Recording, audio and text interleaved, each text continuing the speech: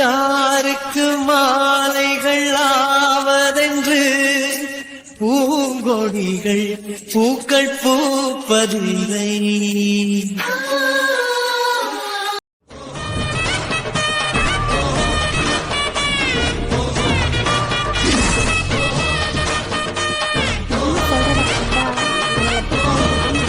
தெரியல. அப்போ வெளியில யார் வந்திருக்கா? இவ்வளோ தைரியமா வெல்கம் டு இந்தியா சொல்றாரு அப்படின்னா கண்டிப்பா பிளான் ஏதோ கண்டுபிடிச்சிருக்காரு.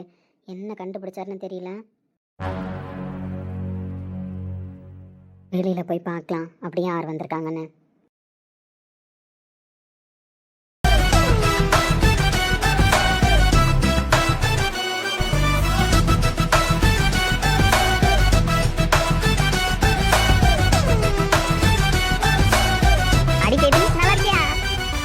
Welcome to India, my grandchild.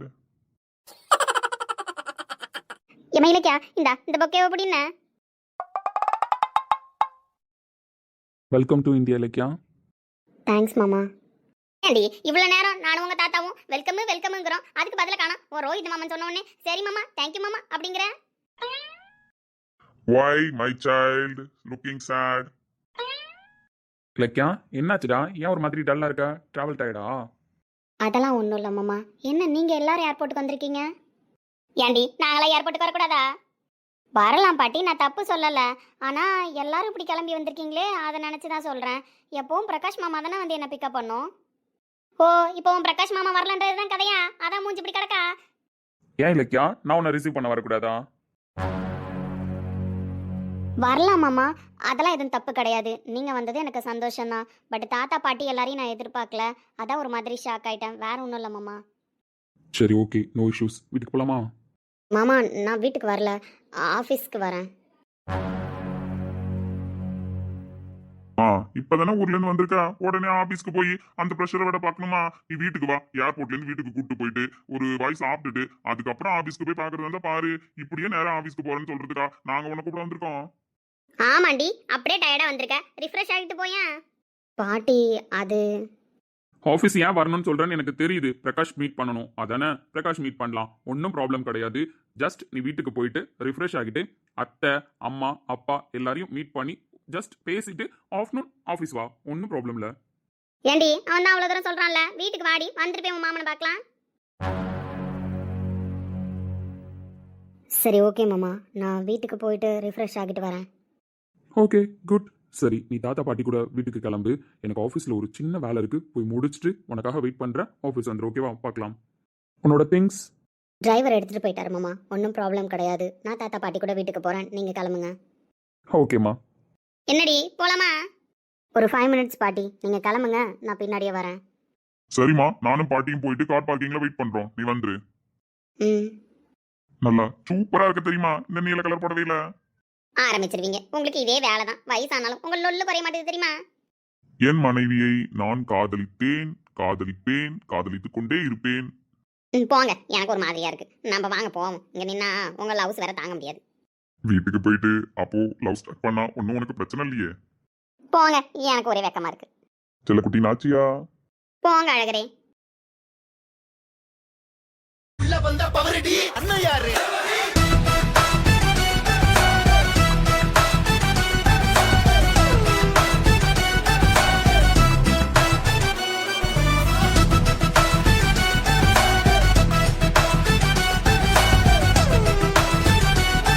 Hi. என்ன இலக்கியா, வரவேற்புலாம் எப்படி இருந்துச்சு? சூப்பரா இருந்துச்சு மாமா, அதுல எந்த குறையும் கிடையாது. ஓகே, இலக்கியா ஹாப்பியா இருந்தா பிரகாஷும் ஹாப்பி தான். இலக்கியா பயங்கர ஹாப்பியா தான் இருக்கா. ஆனா அது ஏன் தெரியுமா மாமா? ஏய் என்ன சொல்ற?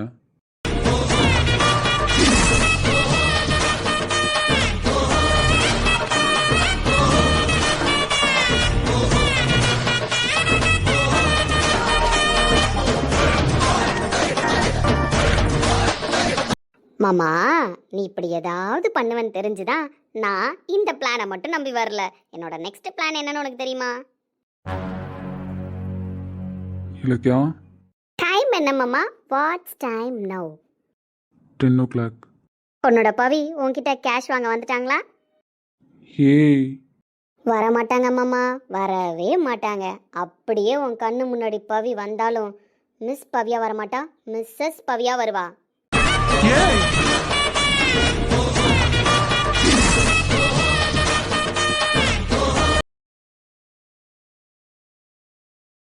வேணாண்டி, தப்பு பண்றேன். என்னடி பண்ணி வச்சிருக்கேன்? உன்னை இந்த அளவுக்கு யோசிக்கல இலக்கியா. என்ன பண்ணிட்டு இருக்க? ஒரு பொண்ணோட வாழ்க்கடி. ஏய், நீ பண்ண வேலையை நான் கேள்விப்பட்டேன். ஆனா இப்படி கேள்விப்படலடி.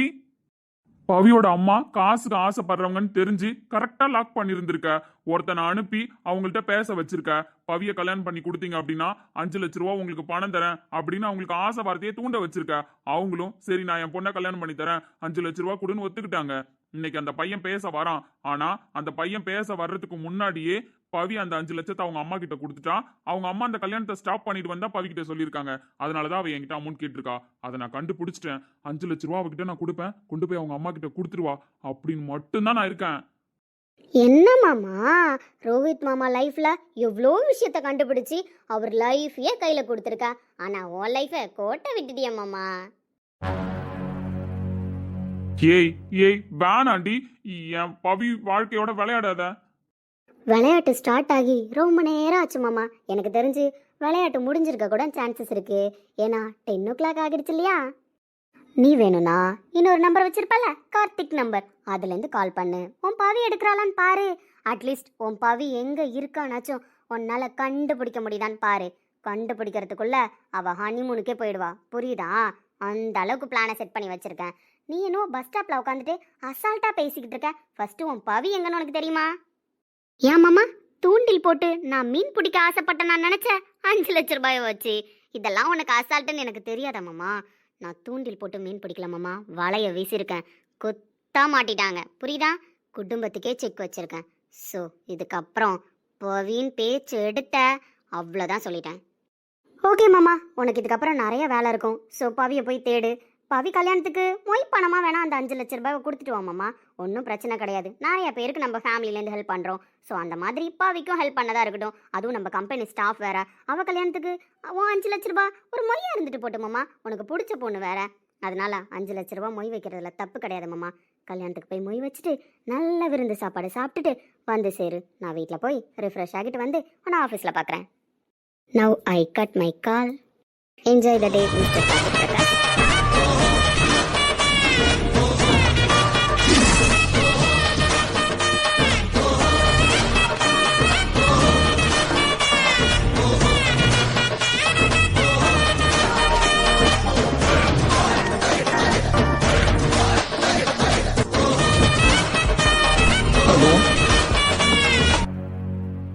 சொல்லுடா, ஏன் ஒரு மாதிரி பேசுற? சஞ்சய் ப்ரோ, இந்த இலக்கியம் என்ன பண்ணி வச்சிருக்கா தெரியுமா? தெரியும்டா. தெரியுமா? உனக்கு தெரியுமா சஞ்சய் ப்ரோ என்ன பண்ணிருக்கானு? தெரியும்டா. ப்ரோ எனக்கு புரியல, என்ன நடந்துச்சு? பிரகாஷ், நான் சொல்றத பொறுமையா கேளு. நானும் உனக்கு ரொம்ப நேரமா லைன் ட்ரை பண்ணிக்கிட்டு தான் இருக்கேன். பிஸி டோன் வந்துச்சு. அதனால தான் நீயா கால் பண்ணட்டுன்னு வெயிட் பண்ணேன். எப்படியும் எனக்கு நீ கால் பண்ணுவேன்னு எனக்கு தெரியும். ப்ரோ, டேய் மார்னிங் உன்னை ஏர்போர்ட் போவேணான்னு ரோஹித் சொல்லிட்டான் அப்படின்னு நான் தானே உனக்கு சொன்னேன்.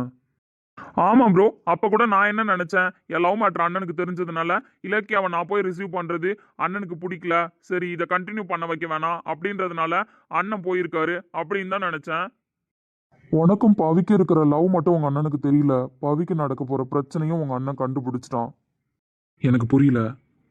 இலக்கியா அவங்க அம்மாவுக்கு மட்டும் பணத்தாசையை காமிச்சு அவளை இந்த மாதிரி லாக் பண்ணல.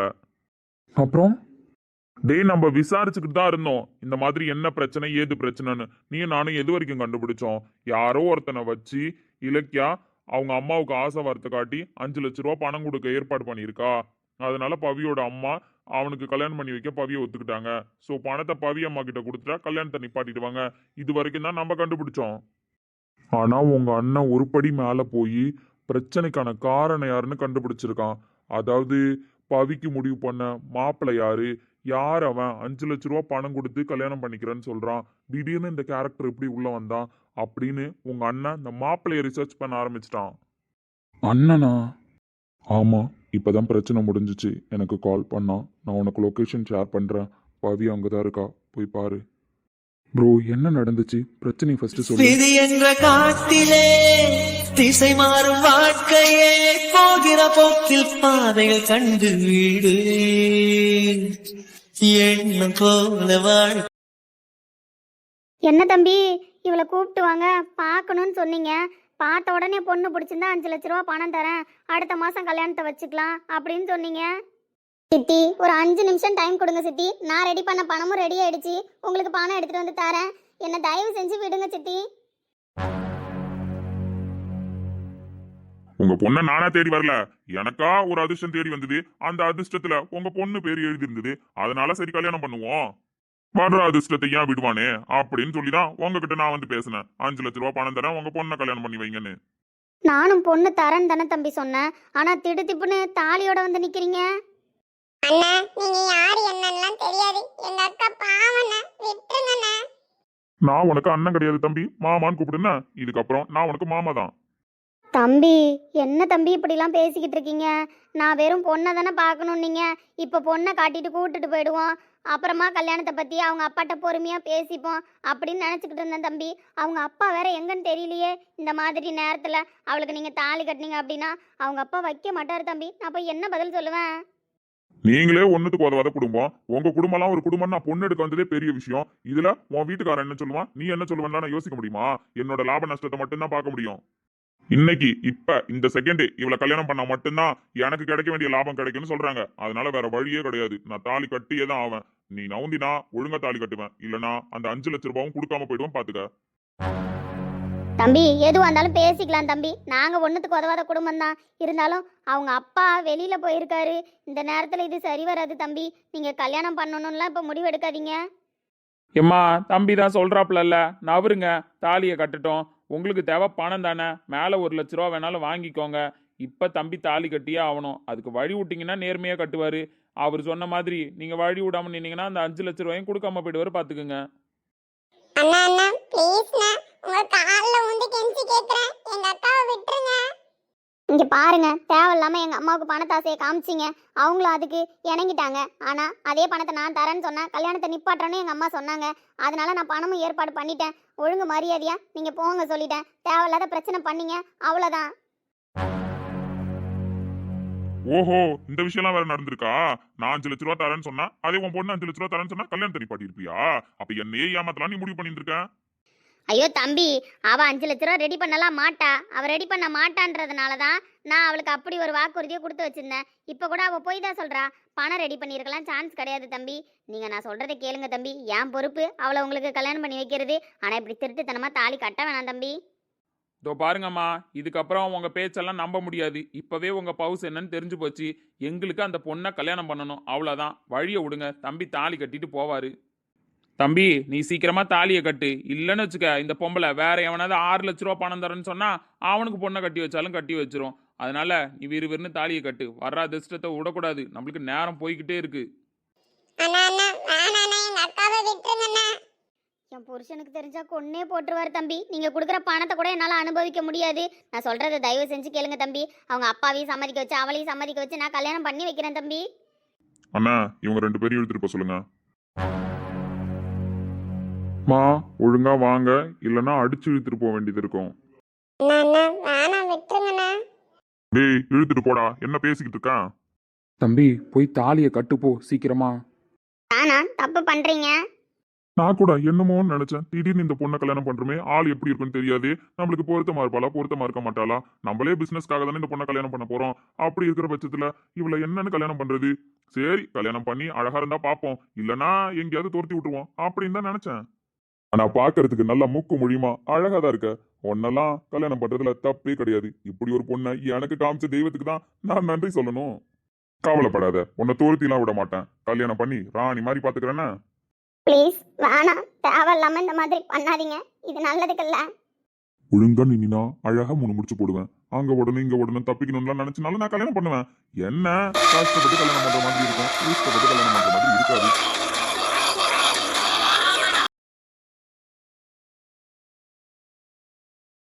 ப்ரோ இருடா, கோவப்படாத, முழுசா கேளு.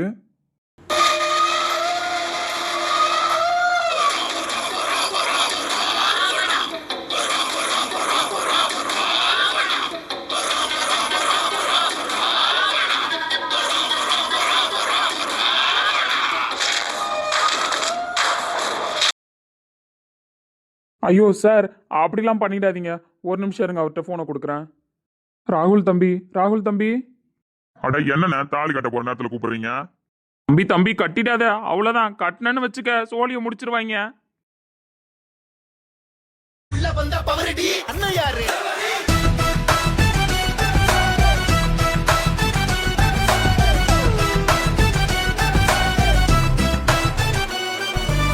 ராகுல் கிட்ட போன கொடுங்க. ஹலோ. ஹாய் ராகுல், I am Rohit. Sir. S ராகுல், I am Rohit Prakash. Sir நீங்களா? உங்கள்கிட்ட நான் கொஞ்சம் பேசணும். பட் அதுக்கு முன்னாடி அங்கே இருக்கிற பவித்ராவை வீட்டுக்கு கிளம்ப சொல்லுங்க. சார். டூ வாட் ஐ சே. பவித்ரா நீங்க கிளம்புங்க. சார் தயவு செஞ்சு கிளம்பு பவித்ரா. ராகுல், அவங்க கிட்ட சாரி கேளுங்க. சார். சாரி கேளுங்கன்னு சொன்னேன், சாரி கேளுங்க.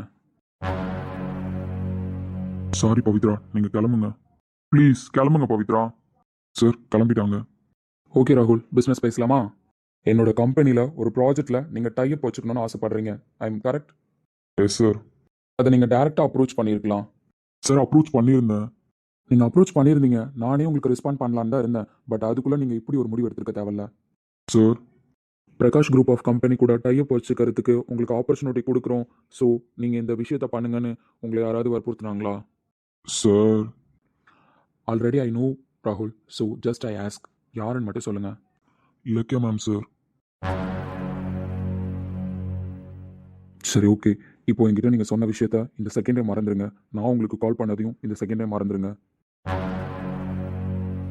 உங்களுக்கு பிரகாஷ் குரூப் ஆஃப் கம்பெனி கூட ப்ராஜெக்டில் டைப் வச்சுக்கிறதுக்கு நான் சான்சஸ் தரேன், ஒரு ப்ராப்ளமும் கிடையாது. பட் நானே டேரெக்டாக கால் பண்ணி உங்களை காண்டாக்ட் பண்ணுன்றதை இலக்கியா கிட்ட நீங்கள் சொல்லக்கூடாது. சார். உங்களுக்கு இதுக்கான டீலிங் எப்படி வந்து சேரணுமோ அப்படி கண்டிப்பாக வந்து சேரும். இலக்கியோ கால் பண்ணாங்க அப்படின்னா கால் அவாய்ட் பண்ண ட்ரை பண்ணுங்க.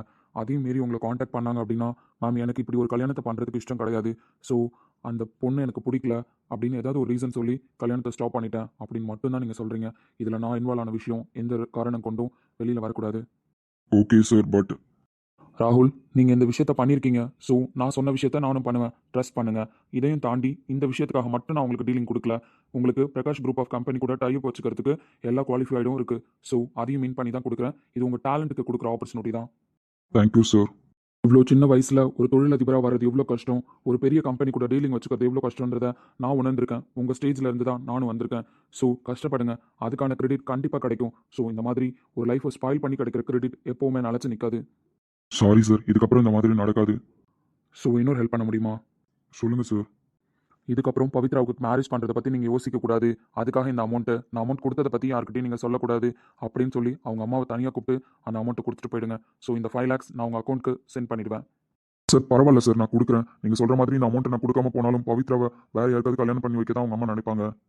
So I understand. பட் நீங்கள் கொடுக்கலாம். பட் இது நான் கொடுக்க சொல்கிற அமௌண்ட், அதனால உங்கள் அக்கௌண்ட்டுக்கு இந்த அமௌண்ட் வந்துடும். Okay sir. ஓகே ராகுல், பாய்.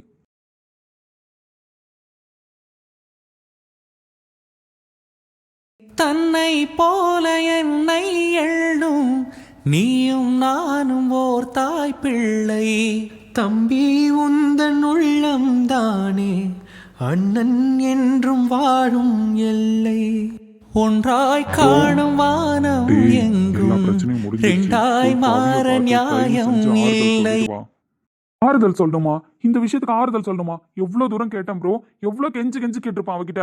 எவ்வளோ பெரிய விஷயம் ப்ரோ. அவன் மட்டும் தாலி கட்டியிருந்தா என்ன ஆயிருக்கும்? டேய் அப்படிதான் எதுவும் நடக்கலல்ல, விடுடா, ஏன் கோவப்படுற? ப்ரோ ஆகலன்றதெல்லாம் கரெக்டு தான். ஆகியிருந்தா நான் என்ன பண்ணியிருப்பேன் ப்ரோ? டேய் ப்ளீஸ் கோவப்படாத. நான் உனக்கு லொகேஷன் ஷேர் பண்ணியிருக்கேன். ஒழுங்கா கிளம்பி போய் அவளை பாரு ஃபர்ஸ்ட். அவன் என்ன மனநிலைமையில இருக்கான்னு தெரியலல்ல. நீ வை ப்ரோ, நான் பார்த்துக்கிறேன். டேய் டேய் டேய்.